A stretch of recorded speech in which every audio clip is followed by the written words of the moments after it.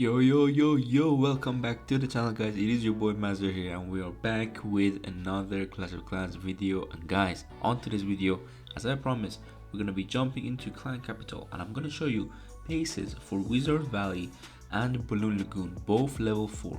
And that's because, guys, we haven't done obviously a lot of these two districts as well, and that's just because they're a very hard district to design bases and be a bit creative with the traps and everything, because they don't have much traps. They don't have even zap traps on either of them. They have some weird, like, river, like, lake channels and like all this stuff. They're a bit weird to build bases, to be honest. So I've designed these two, and it took me a bit of time, but I still come up with an idea, and I wanted to share it with you guys, obviously, as we do every week. So let's just jump into the bases and I'll show you what we got.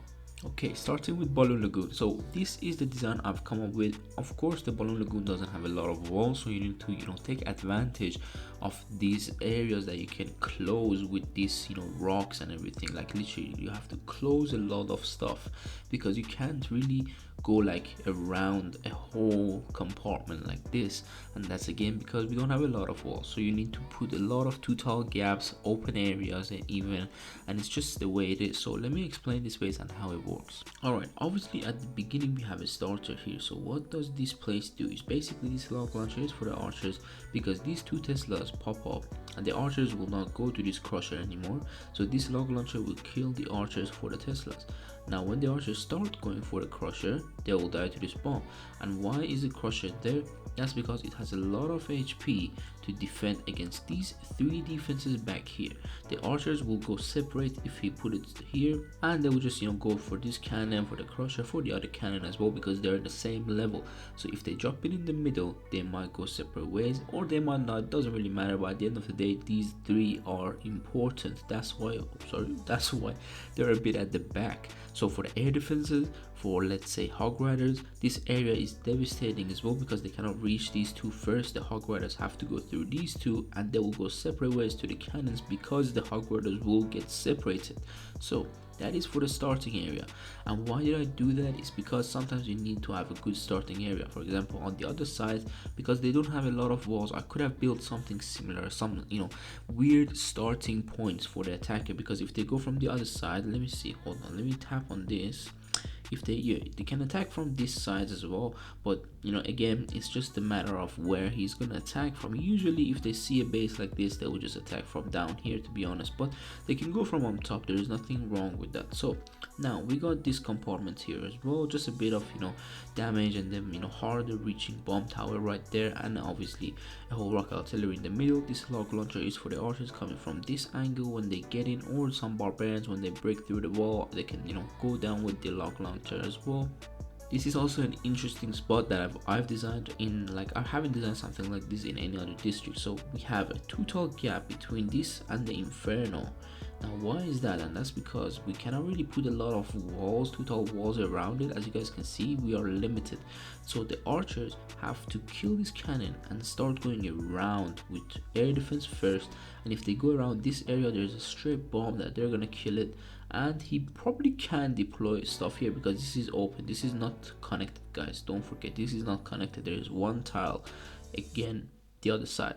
So it's the same way as the archers coming from that angle, so they have to go around for the cannon first, similar here, and the ram will not open these walls. So that's just a bit of playing with the attacker, just a bit to get him to lose archers and get him to the way I want him to attack. Now other side, we have a too tall gap wall here and quite a bit of defenses, so I wanted to make it a bit harder for him to get the town hall, obviously. So he has to spend quite a bit, and we always have the giant bomb here, and then we have a small little compartment here with the air bomb and the other air bomb. Literally they are next to each other right there, and that's because they cannot deploy anything on this mountain, and these two air bombs are in an angle they cannot get killed with archers. Because if you put this air defense, let me zoom in, if you put this air defense here, so one tile again, the archers can shoot it from here, so they can shoot the air defense. That's why these two bombs, they're not, you know, obviously reachable.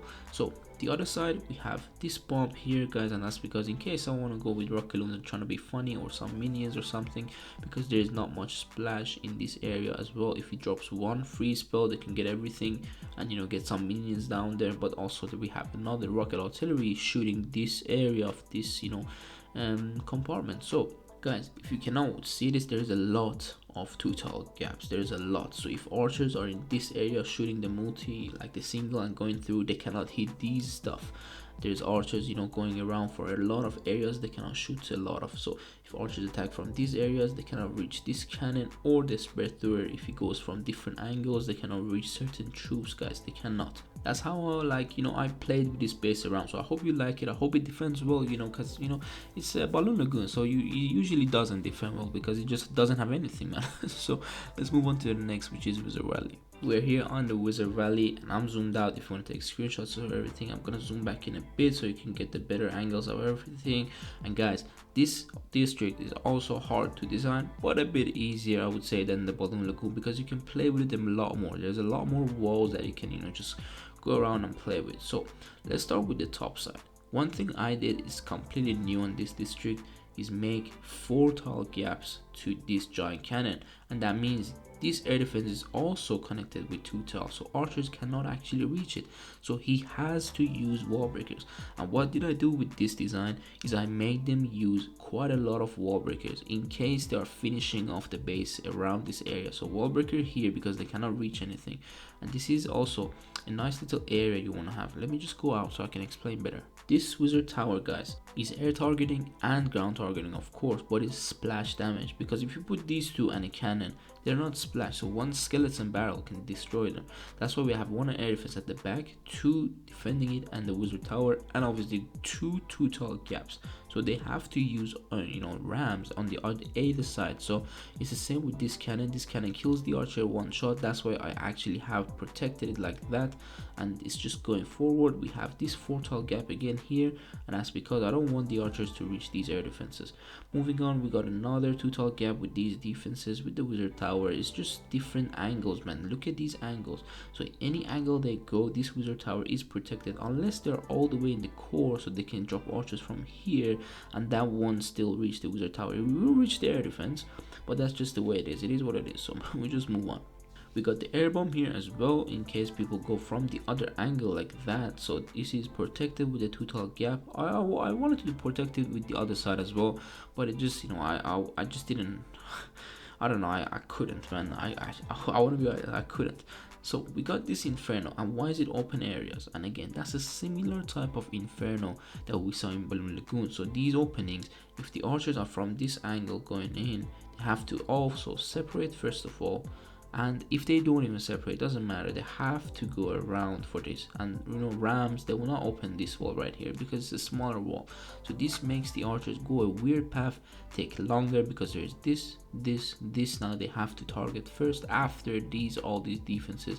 And he has to probably spend the raid spell, and that's what I don't like about Wizard Valley, because one raid spell can give it so much value.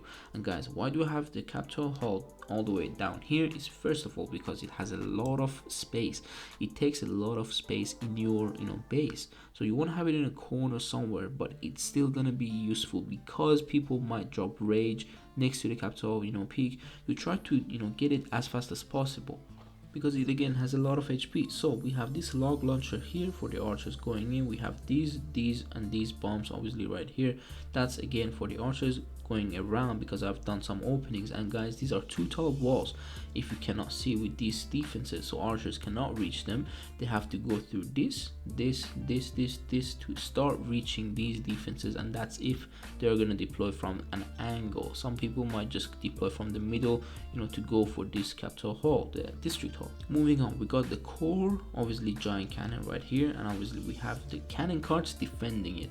Why do we have 2 cannon carts there? It's because, guys, you don't want to put it too separate, because they are not strong, but they're also not weak. So if you put them together, they could be so devastating for a lot of the attack strategies. Maybe some, golem if they're going around, because two of them will actually, do quite a lot of damage to the golem. But obviously, because it's a golem, the golem is just gonna come and shoot them, like hit them. So that is that for that area. Also, we have another area right here. Again, it's a similar type. So if the ram opens that, archers going around, they're gonna just die to these giant bombs. And guys, I put these giant bombs mainly for the hog riders. I didn't put it for archers because this district get attacked with hog riders a lot, so they can just come and spam hog riders from this angle going in. So that's why I'm gonna have bombs, like literally so many bombs to try to defend these. And again, I want my bombs to be on the inside because of the hog riders and sometimes the archers. It just helps out a lot. So also, one thing I noticed that I should tell you is the wizard towers and the splash damage. Look at how different they are. This is here, this is there, here. They're a bit separated because you want them to be harder to reach. Literally all the splash, they're nothing next to each other. Maybe just these two, I would say, is next to each other, and that doesn't matter, to be honest. So that is just what it is. But you want to have separate defenses like this because they're important. So one group of archers in his first attack, they cannot get all your splash defenses and start attacking you with hog riders, or like I said, mass minions.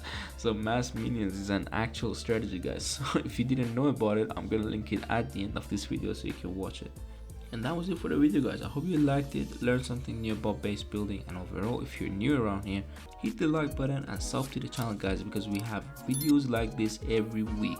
If you're a higher district level, like a district level 10, I've done a capital peak level 10 last week, an anti-archer base, so make sure you check that out as well. And I'm gonna have a playlist at the end of this video, also linked down below, so you can check out whatever level you are. You just have to go down the levels. At the a few months, I would say, ago, I started to write the levels of the districts down, obviously, so people can actually find it better. So now you can actually go and have some fun with those levels as well. So if you just know that if you're lower than district hall level 3 on different districts, or like capital hall level 7 or 8, you just have to go a bit more lower in the playlist, because guys, there's a long list of that playlist, man. There's a lot of bases there because I've designed a lot of bases. So make sure you check them out and have fun, man. So I'll see you in the next one. Take care and peace.